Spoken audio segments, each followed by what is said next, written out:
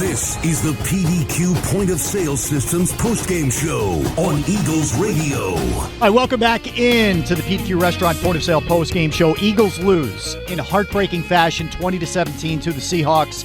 10-4 on the season. It's their third straight loss. Seattle snaps a 4-game losing streak. All right, the time for the Independence Blue Cross ground game, brought to you by Independence Blue Cross. The region's strongest network of doctors and hospitals means you can choose where, when, and how you get the care you need. Independence Blue Cross. Learn more at ibx.com. Jack, for the evening, the Eagles rush for $178 on 38 carries, 4.7 yards per carry. They had 2 touchdowns on tush pushes, but it rings pretty hollow right now. How they did on the ground. They stuck with it. They did. I mean, DeAndre Swift was running the ball in the fourth quarter, which we haven't seen in the last. He had a good bit. night. 18 for 74, more than 4 per carry. It was good. Yeah, they got some touch. Jalen looked pretty spry He did. running. Like, that was probably the best part of his game tonight, was running, which I don't love. Mm-hmm. But yeah, certainly he had 70. He had 82 on the ground and only $143 in the air. Yeah. Think about that. That's a problem. Yep. No, that's a problem. And, like, this has been my problem with the offense all year. It's like, look at the talent that they have on that side of the ball, and it's been so much less explosive plays. It's been, like, more methodical down the field, and when they put together drives, it has to be, like, 13 plays, it feels like. It's never just, bang, here's a deep throw down the field. They get that. They're down the field, and here we go. Everything is just so slow with this team. Even offense, slow. Defense, I mean, some of the back end is just cooked. Everything just looks slow with this team. Yeah, it's a problem. I mean, just to the passing game point. So when they do take shots, it's forced, obvious, like punt-like shots. Yes. He averaged 4.6 yards per completion tonight, and he had a 40 passer rating to go with 0 passing touchdowns and 2 interceptions. Well, and how about this? It's a patently bad game. Well, and how about the screens? I mean, the amount of screens that I see that almost get blown up or intercepted. Yeah. What are we doing? I mean, like, what are we doing?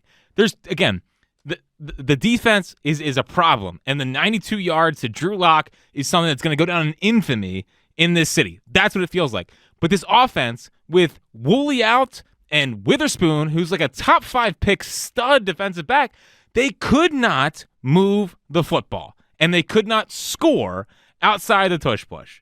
Like, that's the problem. That's the problem. The offense cannot and has not lived up to the expectations. Not this even year. close. And, like, the Jalen thing is real. I think this offensive coaching staff stinks. And this is what Nick Sirianni is supposed to be. So if I can't hold him accountable for the offense, the team continues to come out and look flat. What can I hold him accountable for when this team is collapsing right in front of our eyes? Stop me if you've heard this before, too, by the way. When's going to be the Dallas Goedert breakout game? They can't figure out how to get on the ball. 4 for 30. Everything Every is game. like a 3-yard pass, and then he's got to get hammered by 5 guys just to get 2 more yards.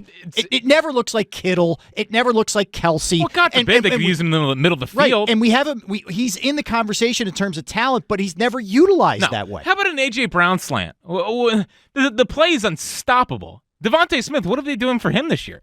By the way, he's been open, and the quarterback keeps missing him. Which is going to be a problem as if his yards continue to be down. He's a good soldier, but eventually this is going to be an issue. I mean, again, the screenplays are just absurd. Yeah. I mean, just absurd. What is that doing? What is that accomplishing? To mask a run play? It's just not. They don't look like a well-prepared or coached team, period. Can we go get a grown-up offensive coordinator? Like a real grown-up that knows how to do it in the modern NFL?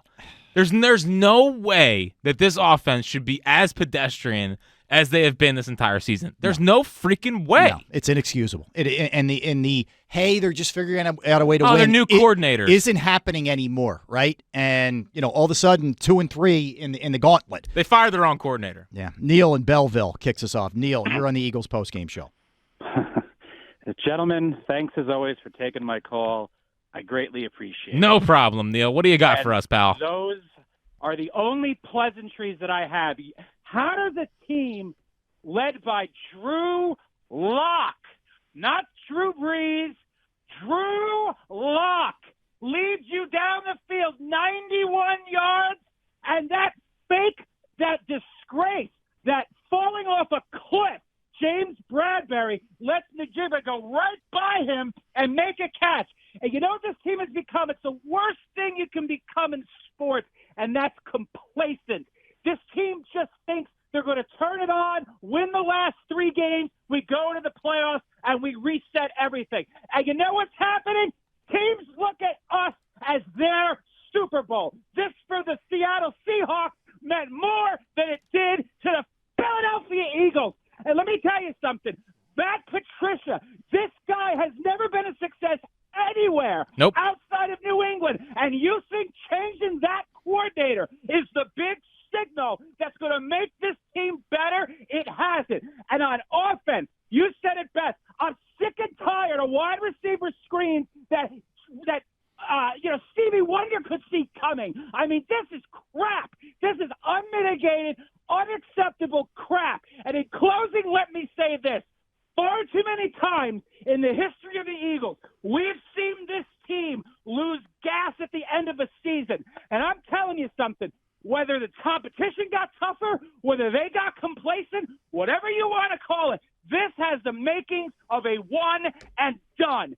This team is stagnant on offense, and Jalen Hurts, he gets the big contract, and all of a sudden he gets a new offensive coordinator who he's buddy-buddy with, and now they want to be this pass-first team, and he's once again, what does he do? He throws 2 bombs that get picked off. Jalen Hurts is playing outside of his skill set.